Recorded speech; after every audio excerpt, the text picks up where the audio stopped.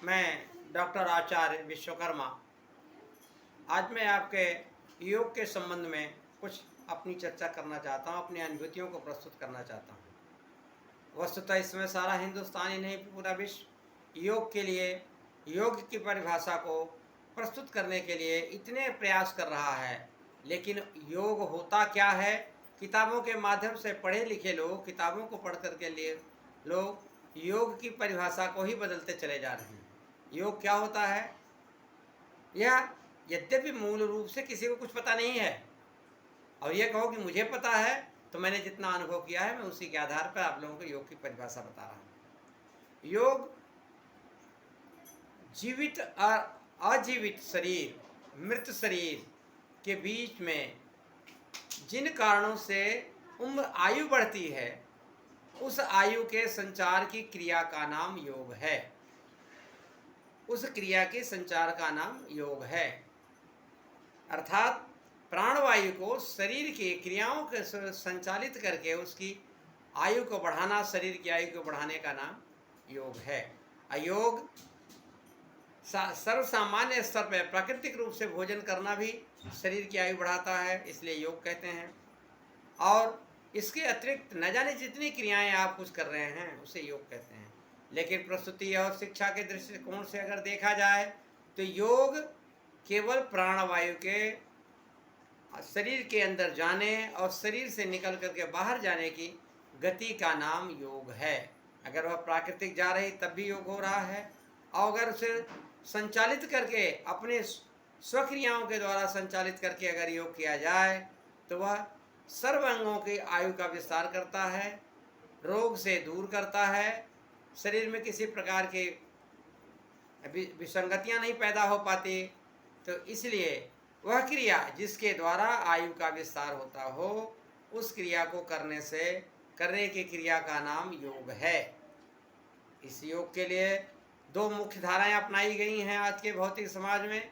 एक हठ योग, दूसरा सामान्य योग। सामान्य योग यह है जो न कुछ करते हुए, प्राकृतिक रूप से भोजन का चयन करते हुए अगर शरीर पर दीर्घायु करना है तो शरीर को सामान्य श्रम के साथ जो पाचन क्रियाओं को ठीक कर सकता है वो भी अन्न भोग है, वो सामान्य भोग है। लेकिन हठ क्रियाओं के द्वारा जो योग किया जाता है वह क्रिया विशेष रूप से की जाती है, उसके लिए प्रयास किया जाता है, उसके लिए बड़े बड़े अनुभवियों के, बहुत बड़े बड़े ब्रह्मज्ञानियों के अनुभवों के द्वारा जो प्रस्तुत किया गया है, उस क्रिया को नाम हठ योग दे दिया गया है। जो शरीर से संबंधित होता है, जो वायु से संबंधित होता है, उसे प्राणायाम कह दिया गया है। तो प्राणायाम की क्रिया एक नियम के अनुसार करने से आयु का विकास होता है, शरीर निरोगी होता है। इसलिए योग का महत्व मानव के जीवन में हर पल और हर पग पर होता रहता है। इसलिए योग बहुत छोटा विषय नहीं है जीवन शैली को उच्चतर स्तर तक ले जाने के लिए, क्योंकि मानसिक भी होता है, शारीरिक भी होता है, और क्रियाओं की संगत करने के कारण यह आध्यात्मिक भी होता है। आप सबकी क्रियाएं हैं।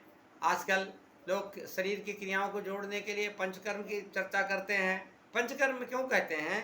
क्योंकि शरीर का जो नियमन हुआ है वो 5 तत्वों से बना हुआ है, इसलिए पंचकर्म होता है। उसमें भी हठ की क्रियाएं अपनाई जाती हैं।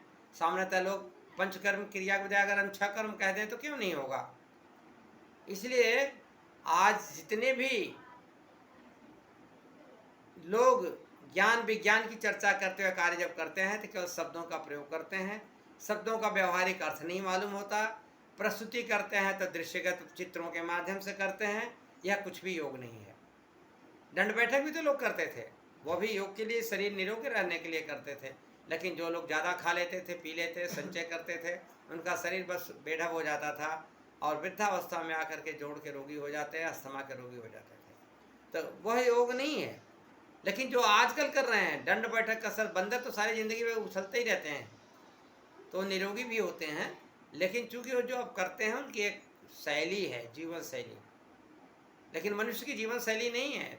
तो जो जीवन शैली नहीं है तो आपका योग शुरू होता है आपके खान पान व्यवस्था, सोने जागने की व्यवस्था और नैतिक और दैनिक क्रिया करने की व्यवस्थाओं का नाम, जो आयु को बढ़ाता है उस क्रिया का नाम योग है। इसी के साथ वाणी का विराम देता हूँ। प्रश्नोत्तरी के साथ निरोगता के लिए विशेष प्रकार के योग बताए जाते हैं। एक एक करके मैं उनकी चर्चा आगे के प्रस्तुति में व्याख्या करूँगा। धन्यवाद।